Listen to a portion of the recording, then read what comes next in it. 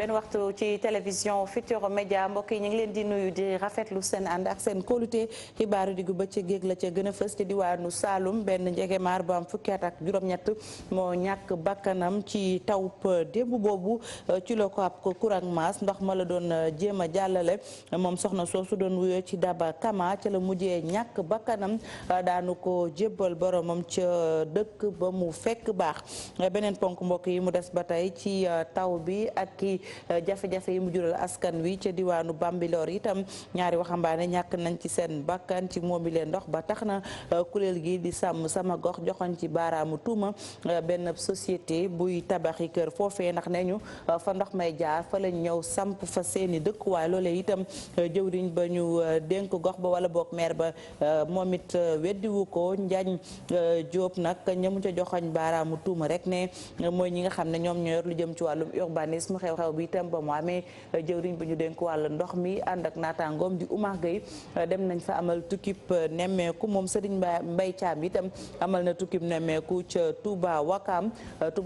itam taw bi ak i loraangeem tax na mu indil askan wi mbënn waaye mbënn moomee ña ko sooxe bu nu sukkandikoo ci jëwriñ ji du lenn ñu dul ni lenn ca askan wa ndax ñoo jël fa ndox may jaar ñu soppi ko sën di fa tuur mbalit ak itam di jëli doj di ko fa jóor moom it jëwriñ bi nee na lu ni mel de su ko bàyyi mu sedd danañ jëli daan teg ko ñi nga xam ne ñoom ñoo amal li ni mel ganu xibaaru diggu bëccëg gi moom ak Talla Ndaw lay wuyoo aménagiste la géographe nekk itam urbaniste ci kanam tuuti daañu waxtaanee lu jëm nag ci mbënn meek jafe-jafe yi mu jural askan wi ak itam naka la ñuy def ba indi ci saafara Majib Sène xaatim na ab téere jagleel ko Youssou Ndour ak liggéey bu am solo bi mu def mu dippee ko Youssou Ndour le génie éternel dinañ ci dellu siwaat ak seede yi nga xam ne indi nañ ko teg ko ci boobile téere ak ki nu ko jagleel li ci yéenekaay yi Mamadou Mouhamed Ndiaye ngeen taaxir lu ma ñëw léegi ñu faram fàccee.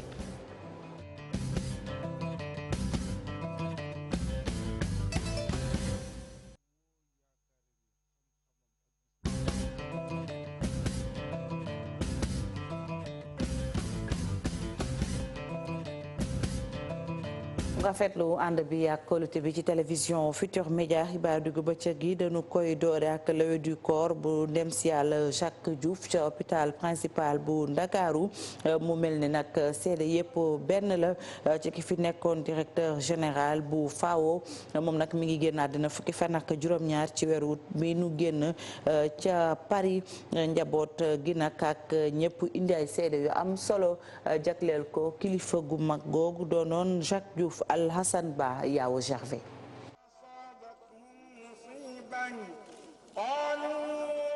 teewaayu kilifa yi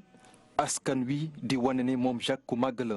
nekk nit ki nga xamante ni nangutoon a fësal boppam ci yu bëri mu mel ni kon ñëpp a ko seedeel li ni mel waa FAO delloo ko njukkal foofu lee nga xam ne sax jot na fa liggéey wu am solo ab engagement bi ñu jàpp ni amut fu mu yem. Jacques ab diplomate bu mag la woon nekkoon itam ku am gis-gis wante itam politicien bu mag boo xoolee sax moo jot a organiser réunion bu gën a mag boo xam ne musuñ ko amal lu jëm ci wàllum alimentation wàllum lekk wante itam ak mbay daanaka àdduna bi yëpp ñoo ci doon xalaat jafe-jafe yi nga xam ne ñu ngi koy dund nag ci àdduna bi jëm ci wàllum malnutrition. de la faim et de la malnutrition. Jacques Diouf nekkoon koo xam ne kii lépp lu jëm ci mbayu Sénégal da ci doon dugal loxo parce que moom dafa gëmoon ne pour que ñu mën a jëm kanam ñu réew Afrique yi comme ni ko ay Amérique defee ay France ak yooyu il faut que ñu jaar ci mbay mi comme ñooñu ni ñu ko jaaree woon. ci turu xarit yi la wax ñi nga xam ne ñoo ko gënoon jege moom Jacques Seydina Omar Sy ne dénk na ko yàlla nee na itam jëf yu baax du mës a nul moom mi fi nekkoon ambassadeur ne moom Jacques ku discret la woon. li nu wax yëpp dañ ko xalaat di ñaanal Jacques rek foo muy làqu yal na ko yàlla aar yal na ko yàlla yërëm. Fama Diouf mooy doomam bu jigéen bu mujj nee na nag buy wax ci baayam ab fierté lay am te nee na sax itam lim fi jot a tabax daañu fexe ba yeggali ko. papa bu baax la papa bu aar c'est bu jub aussi très respectueux et tout ça très généreux et aujourd'hui ce qu'il a accompli ce qu'il a commencé nous on doit la finir. nguuru Sénégal delloo itam hommage bu mujj moom mi fi nekkoon directeur général bu FAO. Jacques Diouf doonoon na militant boo xam ne la ko gënoon soxal rek moo di àdduna bi anam ba muy doxee mu jaar ci yoon. bu weesoo li nga xam ne moo doon liggéeyam Jacques dafay nit koo xam ne nit ku baax la nit ku dal boo ko gisee reetaanam ak ay bëñam ngay jëkk a gis. mu daal di génn àdduna nag fukki fan ak juróom-ñaar ci weeru août moom njiitu réew mi Macky Sall ak Alpha Condé ñu ne bi loolu xewee daanaka def nañ seen kéem kàttan ba lépp rafet. Jacques Diouf dëddu na wante lim fi jot a tabax dana des danañ ko denc nag ca sëg ñuy duppee Càkka Njaay nekk ca Saint-Louis. juróom-ñetti fukki atam ak benn ci la génne àddina sëgi Saaka Njaay Caaka Njaay ngeen baal ma nekk ca Ndarga mu fekk baax ci lañ koy jébbal boromam bu nu jullee tisbaar ba noppi. ñu des ba tey ci xibaar yi wax itam ci weneen tiis muy accident ba amoon ca Badiouréh ca diwaanu Bignona mu mel ne nag bilan bi yokku na ndax juróomi doomu aadama ñoo ñàkkoon seen bakkan jamono ji nag juróom-benni doomu aadama ñoo ñàkk seen bakkan. ki ci mujjee faatu nag ci Ndakaaru la faatoo ndax xam ngeen ne bi accident bi amee ci ay bés bi ñu nekk dañoo jël juróom-ñeent ci ñi amoon ci ay gaañu maanaam juróom-ñeent ci fanweer ak juróom indi leen fii ci Ndakaaru kenn nag te juróom-ñeent ya moo mujjee ñàkk seen bakkan ñuy ñaanal rek ñeneen ña ca des borom bi fëgg seen bopp. ñu wax itam rek des ba tey ci tiis yooyee ci diwaanu Saloum moom benn soxna ba amoon fukki at ak juróom-ñett moom moo ñàkk bakkanam ca gox bu ñu naan HLM Sara moom nag courant moo ko maas démb gannaaw taw yi nag bi taw yi jeexee rek mu doon jéem a jàllale ndox ma taawoon ca kaw terrasse ba ca la ko nag courant maas moom soxna si di wuyoo ci Daba Kama ba ko courant bi maasee rek te saasa ci la ñàkk bakkanam. jamono ji ñuy àddoo nag ab néew ma nga ca morgue bu hôpital régional bu Kaolack dinañu ko jébbal boromam ca kër Ngóori di nag dëkk ba mu fekk baax moom soxna si nag di Daba Kama ab miina daan dooleem la woon ca diwaanub Saloum ñu ñaanal borom bi xaare ko aljana ñeneen itam ñu dem barsàq ci taw bi ñaari waxambaane lañ ca diwaanu Bambilor ca Tëngéej ñoom it ca lañ ñàkkee seen bakkan ci taw yi ak taataay yi taw yi nag ak taataay yi ñi nekk ca sàmm sama gox di ab kuréel ñañ ca joxoñ baaraamu tuuma ci taataay ak jafe-jafe yi bokk na ca benn société boo xam ne day tabaxi kër ñu ne dafa ñëw fa ndox may jaar mu tabax fa moo tax ndox ma du jàll ñu teewlu ca noonee Ablaye Silla mu bokk ci boobule kuréel kaddu yi mi ngi ko dénk Ousseynou Thiam ànd ci ak Ahmadou Bamba Samb. ndox bi moo amul fu mu jaar pour dem. mu dellusiwaat ci dëkk bi yàq kër yi rey doomu aadama yi problème bi mooy ACIS dafa ñëw maanaam ndox miy jóge ba àllub kaañ di jaar ngeen goloog dërëb baay galaak kii di lem Lac Rose moom la ñu tabax si yoonam fi muy nekk fattu pont bi def fa pont wu 2 mètres pour ndox bi jàll mënul jàll donc looloo tax affaire bi am ba yàlla dogal ñii fi jóge vraiment mu naqari ñu trop ñuy lancer appel ñëpp ñu jóg taxaw parce que dëkk nag li ñu ci xam mooy day am kilifa du technicien lu mu lay indil nga nangu bu lay indilee lu jaaduwul taxaw nga ne jaaduwul pour l'intérêt des populations mais pas nga ciy d'accord parce que benn technicien mooy kan benn doomu aadama boo xam ne xamul lu xew sa gox ñëw taxaw bëgg la jëlal ay décisions yoo xam ne yow yaa ci ëpp xam-xam ñun fii lañ juddoo màggee fii xam nañ li fi xew. bu weesoo Abdoulaye Sylla bu sàmm sama gox itam maire diwaan ba rek yëkkati na ay kaddu moom Ndiagne Diop itam la mu wax rek mooy mbir mi ñu ko sooxee mooy ñu dénk lu jëm ci wàllum urbanisme ndax itam ñoom ñoo bayal mbir mi ba mu toll fii ñu teewlu maire Bambilor. dafa am loo xam ne du sunu sañ-sañ ñun en tant que commune ñun ñooy autoriser mais mënuñu autoriser ndax fii yëpp. ay titre foncier la mënuñu autoriser te dossier bi indiluñ ñu ko ñan ñoo ñu koy indil mooy technicien yi nga xam ne ñoo nekk ministère de l'urbanisme donc man sama responsabilité bi ma ci gis mooy responsabilité wu technicien yi nga xam ne ñoo nekk ministère de l'urbanisme ndax bu fekkee promoteur bi dafa jël dossier yëpp leen pour avis pour autorisation de le construire ñoom dañu war a càmbat document bi war a ñëw ci fi ñu war a tabax bu ñu ñëwee fi ñu war a tabax xool gis ne ñoom techniciens yi fii nit war na fi mën dëkk mais dañuy joxe seen avis ne fii mën nañ fi tabax kon tey li ñu dal nii tey bu fekkoonte ne wàccoon nañ ci terrain bi ñëw fekk fi nit ñu war a tabax ñu teg fa seen bët yaakaar naa du ñu joxe avis favorable pour ñu mën a tabax fii donc seen responsabilité techniciens yi dafa engagé wu ci li nga xam ne mooy tabax yi ñuy tabax ci zone yi nga xam ne ay zone non aedificandi la. foofee ca Bambilor rek fa la ñuy dese ni ndax jëwriñ bu ñu dénk wàllum ndox mi di Serigne Mbaye Thiam àgg na fa tey ji ànd ak naataangoom di Oumar Gueye moom Oumar Gueye sax foofee nag fa lay nekk lu ci mën a am rek ñoom jël nañu kenn ku benn njaboot bu ne ñu jébbal la $1 million bu ñu nee njaboot nag mooy njaboot ak ñiy faatu ba noppi itam nee ñu dinañ ibbi ab enquête Ousseynou Thiam ma ñu fa toogal dina ci dellusiwaat ci suñu yeneen jotaayu xibaar.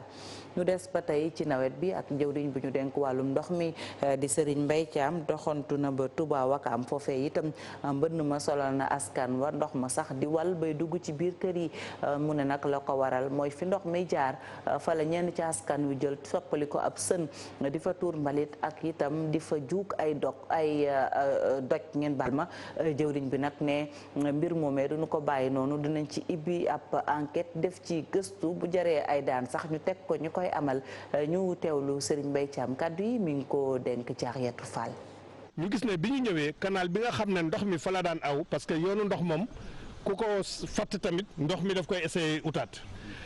canal boobu ñu gis ne que ne dañoo jël ay lu nekk daal def nañ ko ci def nañ ci suuf di ko fatt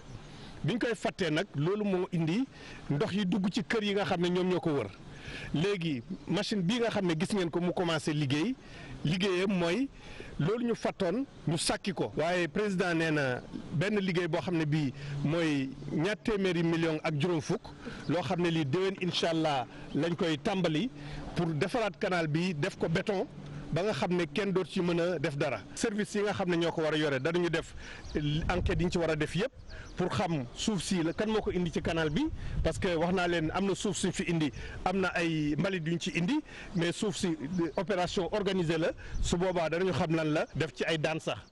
ñu des ba tey rek ci taw yooyee bu ñu sukkandikoo nag ci ñu yore lu jëm ci wàllum météo ne ñu taw mi jeexagul ndaxte itam mënees na koo xaar te ji ci aljuma ji gannaaw ëllëg di dibeer jàpp itam altine bokk na ca gox yi mu gën a laal muy ndukkumaan ak Saalum Mbuur ba sax Mbambilor googee bakkan rote fa dañuy teewlu Pape Ngor Ndiaye kaddu yi mi ngi ko dénkaay Sëtu Gueye Ba ak Mar Dieng. ci guddi di daanaka dem ci ngoon muy àllarba dem ci ngoon si jot nañu am ay taw yoo xam ni commencé woon na ci penku réew mi lu ci booru mel ni booru Matam booru Ranérou booru Kédougou Tambacounda ak Vélingara taw yooyu nag dafa jàll dem ci diggu réew mi bi nga xam ni foofu lañu am ay taw yu bëri yuñ fa nemmeeku démb taw yooyu nag dafa jàll ñëw ba ci côté Sénégal muy ci sow jant bi tey ci suba donc lu ci mel ni Dakar mi ngi am ay tawam daanaka diggante 5h ak 5h30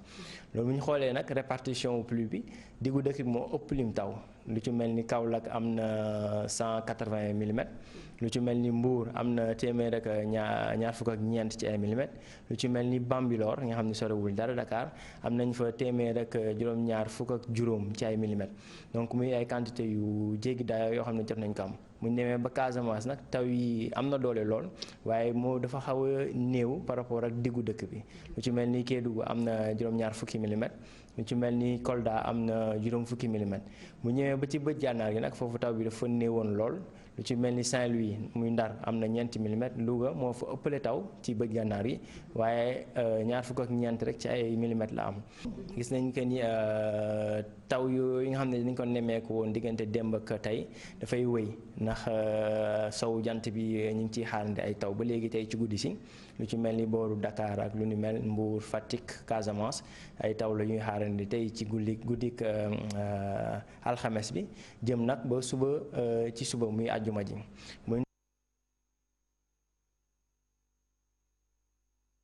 ñu ñu jégalu ci jafe-jafe bi njeexintalu élément bi am muy Pape Ngor Ndiaye rek bu service météo ganuk xibaar yi di Momar Talla Ndaw waxoon naa ko sànq ca njalbeen ja sëñ Momar ñu ngi lay nuyu di rafetlu sa teewaay. soxna Fatou maa ngi lay fay bu baax a baax. ngoog aménagiste nga géographe urbaniste sa xam-xam màcc jëm ci wàllum dëkkuwaay gis nañu ne saa su nawet dooree rek jafe-jafe yi door ci wàllum ci askan wi lan moo tax fu ci mel ni bu ñu taw amee ñu ne Pikine Guédiawaye jàpp Wakaam gox yëpp ndox mi sonal leen mbënn mi lan moo waral lu ni mel. jërëjëf soxna Fatou maa ngi lay nuyu ci invitation yi di gërëm sa téléspectateurs yi. li may mën a tàmbalee mooy ndox dafa am ñaari mbir yu nga xam ne bu tawee fan lay dem maanaam dafa war a walangaan mbaa mu dugg ci biir suuf si. ñaar yooyu bunt yooyu la am mais malheureusement dañu am jafe-jafe ci fànn yooyu boo xoolee pour mu walangaan boo dëkkee da nga war a defar lu ñuy wax canalisation maanaam def ay yoon yu nga xam ne ndox mi foofu la war a jaar pour yegg nga kanaan mu dem géej wala mu dem feneen fu nga xam ne di nga ko fa mën a dajale loolu dafa manqué ci sunu ville yi sunu dëkkuwaay ndax dëkkuwaay du tabax kese dafa am lu ko nga xam ne mooy toogee ci koom lu mel ni ay réseau de canalisation ak voirie yi yooyu nag dafa sooxe trop ci dëkkuwaay yi nga xam ne moom la ñu am ci grande ville fu ci mel ne Touba Wakam ñu ngi gis élément bi jëwriñ bi ñu dénk wàllum ndox mi di ko wax maanaam fi ndox mi waroon a jaar dañ koo soppi ab sën mu mel ne yooyu yëpp aussi ay cause la yoo xam ne à la longue dina indi yeneen jafe-jafe. xam nga bu weesoo maanaam jafe-jafe ci wàllu planification urbaine nga xam ne dañ ko am boo xoolee ni ñuy tabaxee suñu ville yi dafay du dëppoo ak ñun noonu la dëkkuwaay bi mel ak loolu la ñu bëgg dafay jafe boo xoolee dëkk yi ci am canalisation da nga leen di compter wala ñi nga xam ne am nañ dëkk yi nga xam ne am na canalisation maanaam canalisation du attan ndox bi ñëw loolu mu doon jafe-jafe beneen bi mooy dañu seetlu na nit ñi aussi dañ ci am responsabilité maanaam ñu tabax canal ba pare nga ci sotti ay mbalit wala nga ci sotti suuf loolu aussi doon na comportement bu nga xam ne war nañ ci def sensibilisation bu mat a mat a mat doon na lu nga xam ne ay jafe-jafe la ci dëkkuwaay. très bien sànq yaa ngi naan fii bu ñu xoolee yeneen dëkk yi niñ tabaxee dafa xaw a sooxe ndax loolu day wund ne ñoom bi ñuy tàmbali dañ ci associé wut ñu mel ne yéen di urbaniste yi géographie parce que yéen mënu leen ñàkk wàllum aménagiste yi mënuñu ñàkk ci bu ñuy door ndax da nga jàpp ne kon dañ leen a boddi ci seen ab liggéey ndax bu ñu leen ci boole woon amaana ngeen ne jaaral fii dina tax yenn jafe-jafe yi ñu mën cee mucc. xam nga dafa am kuréel bu yor lépp luy urbanisme mooy ministère de l'urbanisme am direction bu yor urbanisme ak cadre de vie moom mooy saytu lépp luy dëkkuwaay maanaam plan yi ñuy tabax lotissement yi ndax am na jumtuwaay yi nga xam ne moo war a nekk ci dëkkuwaay ñu saytu ko ñoom ñoo war a doon def liggéey bi nu mu war a doone beneen bi mooy bu weesoo expert parce que direction urbanisme am na expert yu mag mais am na ay ñu nga xam ne ñu ngi intervenir ci ville bi di tabax ville maanaam lu mel ni promoteurs yi yooyu dafa doon ay jafe-jafe yu nga xam ne maanaam ñu def ab plan bu nga xam ne ville bi nii la mën a tëggee nii lañ koy tëralee mais maanaam la ñu nisiroon duñ ko def maanaam ñi prévoiroon benn canal ba duñ ko mujj def bu ñuy defar quartier bi ñi prévoiroon aire de jeu espace vert bu ñuy tabax quartier bi espace vert bi disparaître maanaam jafe-jafe yooyu doon na lu nga xam ne tey jii jafe-jafe bu métti beneen bi mooy wàllum gestion urbaine dañ ci sooxe bu baax a baax maanaam collectivité locale gox-goxaan yi ñuy jox responsabilité yi ñu war a def lépp luy gestion urbaine war ko saytu dañu amul moyens amuñ compétence yu doy pour mën ko yor parce que dafa laaj moyen tey jii ñu ngi def ay déguerpissement di def ay maanaam toxal nit ñi loolu boo ko gisee mooy gestion bi ñu war a def au quotidien moom lañ dul def dañuy xaar ba yëf yi ëpp loxo nu ñëw te boo xoolee l'inaction moo gën a cher maanaam ñàkk def moo gën a cher def parce que boo defoon doo ñëwaat di jël ay milliards pour déguerpir ay nit donc doon na jafe-jafe yoo xam ne te beneen bi mooy ñu ngi koy wax ci wàllu taw parce que tey jii bu tawee 140 millimètres ci benn zone ci diiru benn waxtu loolu amul infrastructure bu ko mën a dékk bokk na ci li nga xam ne mooy causer inondation donc jafe-jafe la loolu te tey jii dañuy wax changement climatique maanaam soppeeku jaww ji mu tey mu taw suba du taw wala mu xëy taw ci diir 50 minutes wala 1 heure de temps 140 minutes amul infrastructure bu ko dékk loolu jafe-jafe la beneen bi mooy da ngay gis site bu nga xam ne waroo fa dëkk non aedificandi mais ñu bàyyi nit ñi dëkk fa loolu aussi jafe mais loolu aussi photo kan la parce que sànq yaa ngi naan dafa am am fii ministère de l'urbanisme am service urbanisme bi ci biir élément bi ci Bambilor ba askan wi ñu ngi koy kaas yaa ngi wax sànq waxu promoteur nga xam ne dañuy liggéey ak waa ministère de l'urbanisme donc promoteur bi bu amee sañ-sañ ñëw tabax ci cours d'eau aussi kon dafa mel ni faay bi du ci ñoom mais ci kaw la. responsabilités yi sont partagées parce que ay mbir bu amee ci ville parce que wàllum dëkkuwaay dafa am responsabilités yi à plusieurs échelles. dañ ko partagé.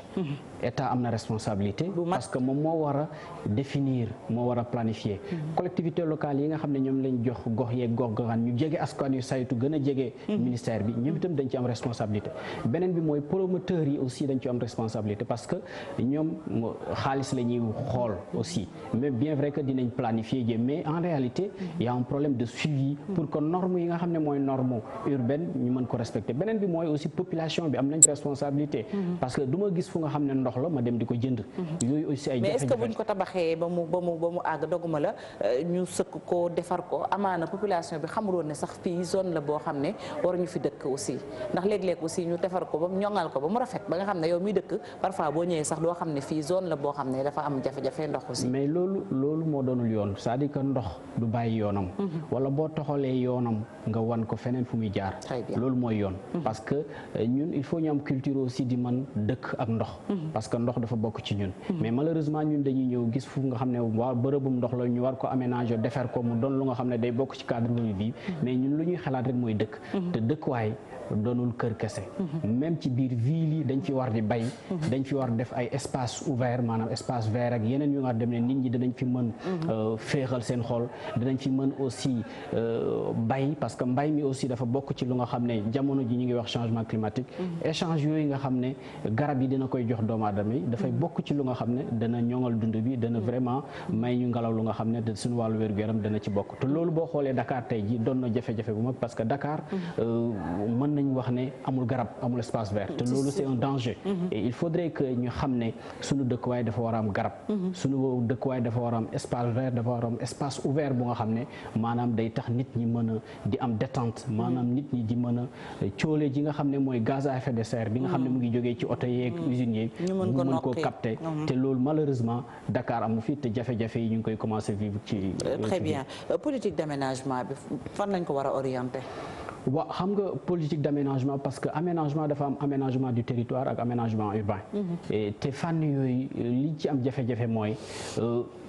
dañ koy xaw a sooxeel mën nañoo tabax téere bu nga xam ne bu baax parce que macha allah Sénégal am na ay borom xam-xam yu nga xam ne ci wàllu urbanisme ci wàllu planification dinañuy maanaam def ay lu baax lu nga xam ne wane buñ ci jaaree danañ mën a planifier suñu ville mais malheureusement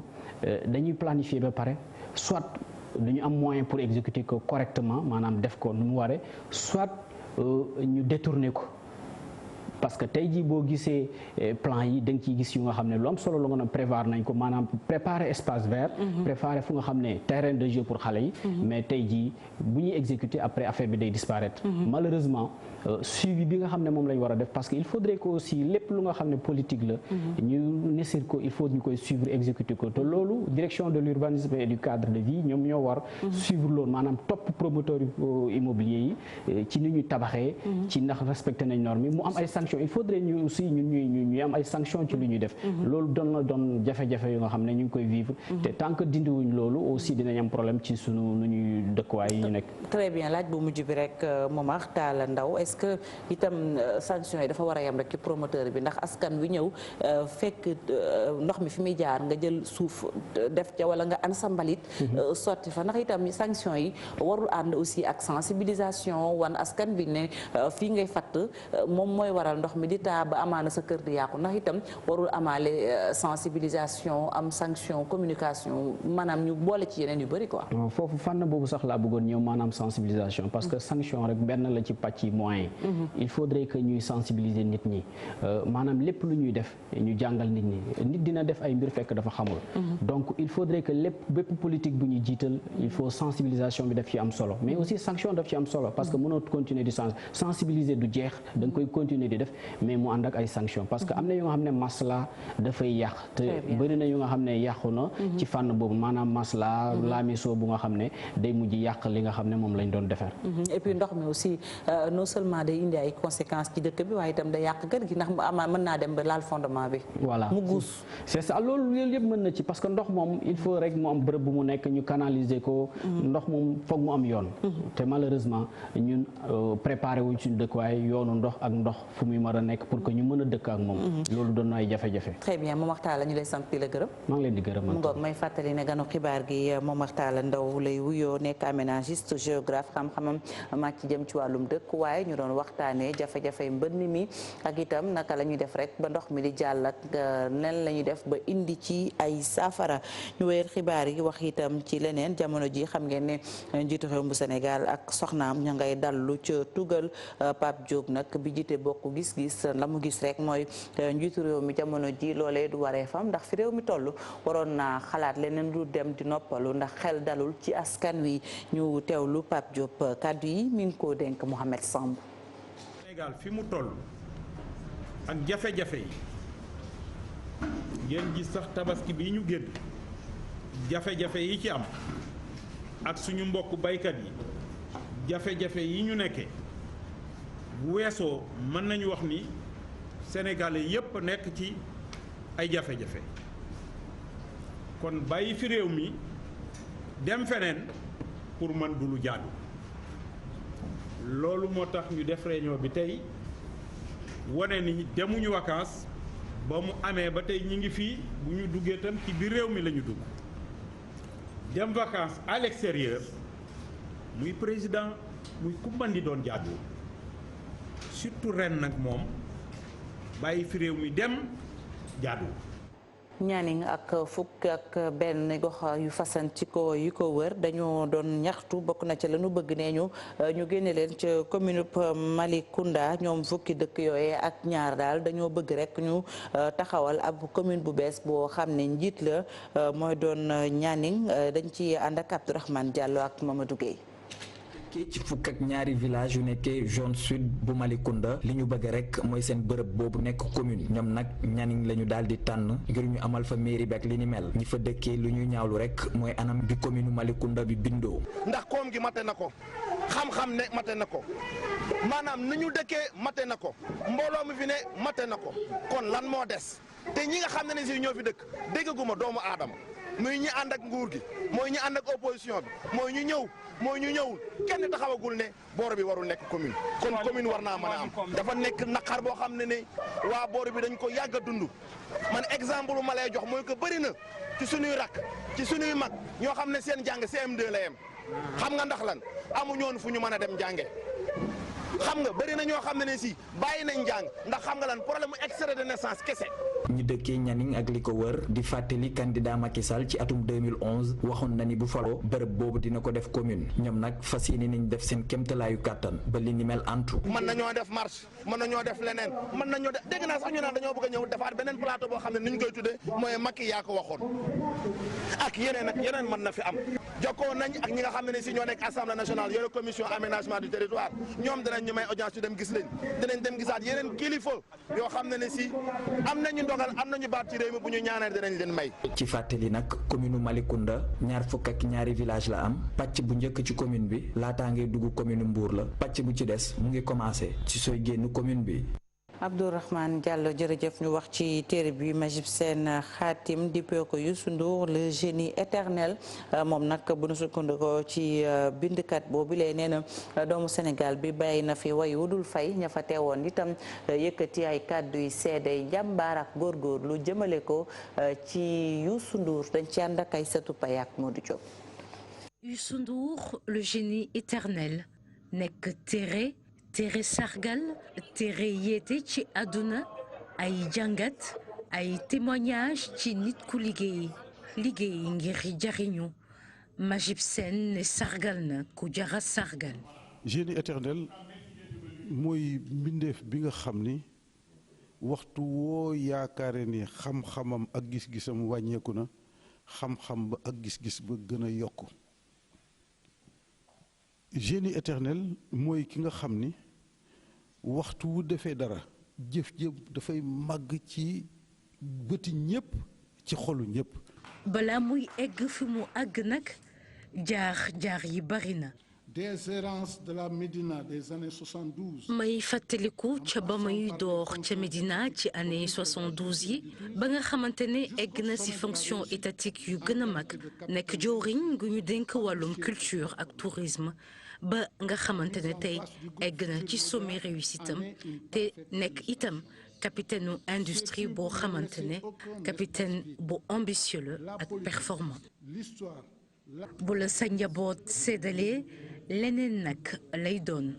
vous avez décidé de rendre. tey nag yéen a ngi sargal nit koo xamante ne baaxaayam jéggi na dayoo ab patriote waykat boo xamante ne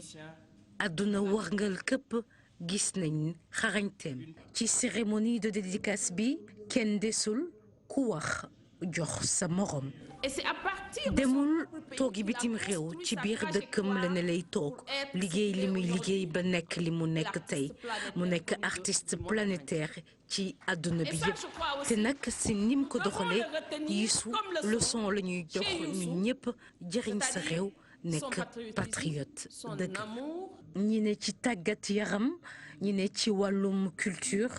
ñëpp teew nag ngir dundal pour l'éternité pour la postérité référence nag ki ko njëkk wax mooy ki bind téere bile. ci ponk bu mu jublu ci yéen kaay yeeg Mamadou Mohamed Ndiaye. fa tawub démb bi mooy inondé yéene kaay yu tey l'observateur Vox Populi La Tribune Walfadjri Source A L'As ba ci Soleil national ñoom ñëpp tawub démb bi ak loraange yi mu jir ci dëkk bi ci la ñu xëy l'observateur nañu foo dugg ci réew mi ay ñaxtu laa ki xultu mbay njàmbat walay jëye ne ca Bambilor ga ca Tëngéej am na ñaari xale yu fa faatu kenn ki dafa réer ci ab tineel ka ca des ci am pax am na yeneen ñeenti nit yu jëlee ay gaañu-gaañu ci tawub démb bi nga dem ca Kaolack am na fay quartier yoo xam ne askan wa dañoo taale bay tëmbale seeni saal mel ne ay piscine ca Kaffrine dem beeg dikk bi moo dakkoon ci route nationale numéro 1 ba ndax ndox mu bari ca Kees dispensaire géej bi ma nga ca biir ndox ma nga dem fu ci mel ne ca Sigicoor ndox maa nga fa jaxasoo ak mbalit ma ca mbeddi dëkk ya Ndakaaru it calte gi moo fatt regaar yi ba ndox mi mënut a jaar fenn La Tribune nañu catastrophe moo am démb ci réew mi Ndakaaru foo xool am ndox la te nag dafa mel ne ñoo ko tane waa Kaffrine ne foofee quartier yu bëri ndox ma nangu na leen ci xët mu njëkku la Sénégal photop otop minibus tata bu suux ci ndox mi ñuy boot client yi di leen génnee benn benn journal bi nañu ndoxum loraange moo wàcc ci réew mi démb inondation yu rëy ca Ndar ak ci Sigicoor ay nit ñu faatu ci taw bi ci Ndakaaru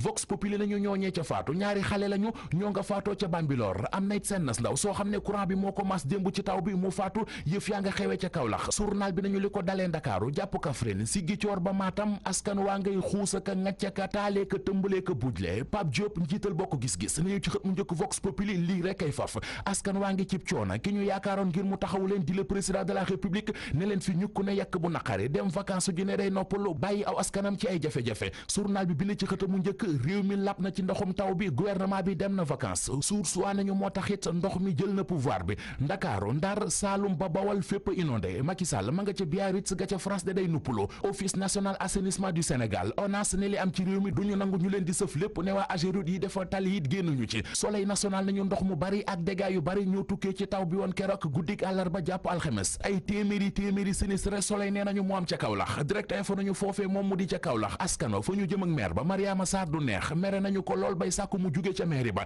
la ñuy ñaawlu ak di ko mititlu nee nañu mooy askan waa ngay bëgg a dee te ba fi mu nekk ni gisuñu fenn kilifay maire ba baa ñu dégg leen kenn ci ñoom askano Kaolack woowee ñu naan ko Khalifa Wade ne waa direct info ak fukki milliards ak juróomi yi ñu naan dugal nañu ko ci Kaolack ci diirub juróomi at ñun gisuñu ko gisuñu it lu fi maire bi Mariama Sarr def Walfadjri nañu Ndakaaru aku banlieue ñoo ngi tëmb ci ndox mi dafa taw rek dëkk bi jaxasoo après la pluie la belle pagaille Vox Populi nañu ko yóbbu yokk matuwaay ndax dégg nañu waa service météo ñuy wax naan taw bi mën naa dem ba ci week-end bi l'observateur nañu plan d'urgence gi nguur gi taxawaloon ngir ne da koy fàggoo mbiri inondation yi plan ba dafa lajji xaalis bi ñu ci dugaloon tolloon ci juróom-benn fukki milliards ak juróom-benn ña ko ca def nañu xam ne sànni nañu seenub xaalis ci ndox mi nañu wogosu génn ci ndox mi te dox wutali politique bi ubbil Le Quotidien caafa ngay bëgg a xam ci biir parti démocratique Sénégal yéenekaay bi bind ne dara leeratul ci biir PDS ne ñi ànd ci doxalinu Abdoulaye Wade ak ñi ci àndul ku ci nekk yaa ngay defanteeg sa morom jaare ko nag ci conférence de presse tey jii ci àjjuma ji Walfadjri nañu ñi fippoo ci biir PDS tey jii la ñuy siiwal li ñu nas ak li ñuy nësër